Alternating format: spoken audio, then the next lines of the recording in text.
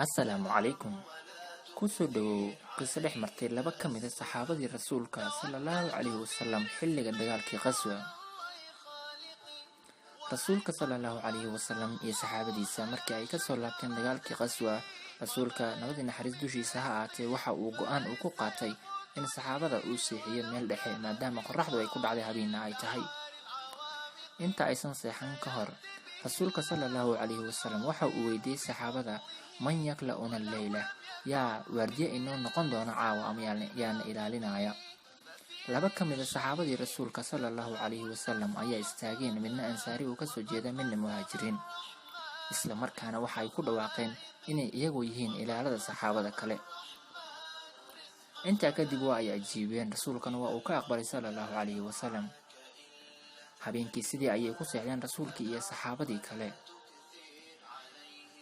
Labadii saxaabi ee waardiyaha ku qornaa mid ka mid ah ayaa saxaabigii kale waxa uu ku yiraahday, iska seexa walaalkayow, aniga gelinka horena ilaalin doona ilaa isaqda dhexe, kadib adiga ayaan ku soo toosi doonaa ilaa iyo waaga uu ka barya ayaadna ilaali doontaa.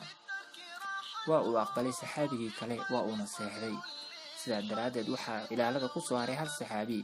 Saxaabigii ilaalada ku soo haray haddana waxa uu go'aansaday inuusan iska fariisan ama uusan iska taagnaanin oo uu iska cibaadaysto inta ilaalada uu ku jiro. Salaad ayuu u istaagay, waxa uuna bilaabay akhrinta mid ka mid ah suuradaha Qur'aanka Kariimka. Isagoo ku guda jiray akhrintii suuradaasi ayaa mid ka mid ah gaaladii lagu jibiyey dagaalka Qaswa oo aad u cariisnaa isla markaana soo raacay raadkii saxaabada si uu uga aarguto saxaabada ayaa waxaa soo gaaray goobta. Saxaabigii ilaalada ahaa salaad ayuu ku jiraa. Mar allaala markii uu soo dul istaagay saxaabadii kale dushooda ayaa waxa uu arkay mid ka mid ah saxaabadii oo taagan. Waa habeen. Kadib waxa uu go'aan ku qaatay oo uu ogaaday in ninkaasi uu yahay ilaalada saxaabada kale. Sidaa daraaddeed inta uusan saxaabada dagaal ku bilaabin ayuu ninkii gaalka ahaa waxa uu go'aan ku qaatay inuu marka hore dilo ama uu ka takhaluso ninka ilaalada ah.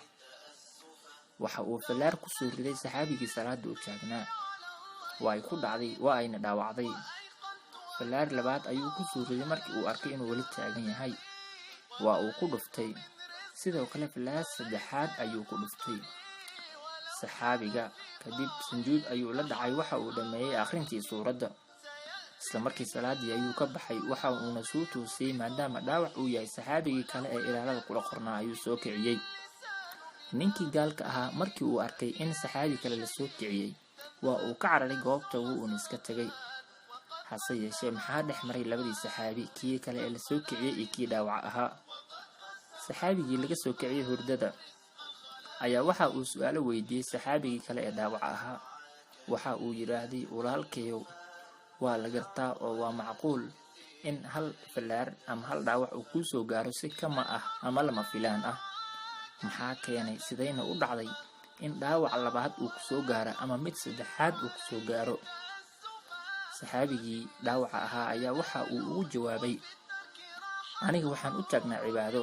Intaa kadib waxaa ii dheeraa waxaan akhrinayay mid ka mid ah suuradaha Qur'aanka Kariimka. Waxaan karaahsaday ama aan dhibsaday in aan kala gooyo ama aan joojiyo akhrinta suuradaasi. Sidaas daraaddeed ayaan go'aankaas u gaaray intaanoo dhaawacana ay soo gaareen. Kadibna markii aan suuraddii akhrinteedii dhameeyay ayaan sujuuday, salaadana aan ka baxay. Sidaas daraaddeedna kuu soo kiciyey.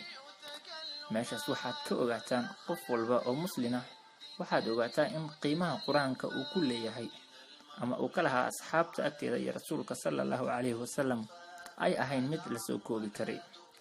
Maalintii meeqa jeer ayaa laga yaabaa adigoo akhrinta Qur'aanka bilaabay in telefoon lagaa soo waco ama risaalo ama message uu kuu soo dhaco, isla markaana Qur'aanka kitaabka inaad daboosho adigoo aan dhammaynin laga yaabaa inaad ka tagto.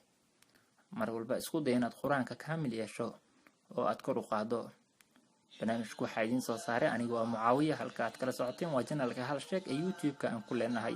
kulankan iyo kulankan xiga, sidaa iyo nabadgelyo. Wassalaamu calaykum waraxmatullaahi wabarakaatuh.